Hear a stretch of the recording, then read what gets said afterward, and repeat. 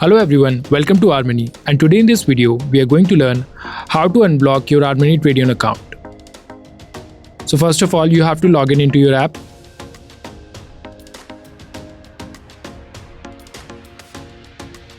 If your account is logged, you will be asked to enter your PAN number for verification and security. Once you enter the details, tap on verify. Now enter the OTP, which is sent to your registered mobile number and email ID. Here you can set the new password and tap on proceed. Now enter OTP again and enable 2FA.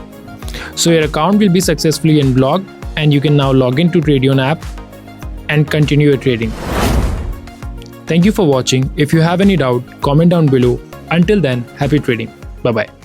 Investments and securities are subject to market risks. Please read all related documents carefully.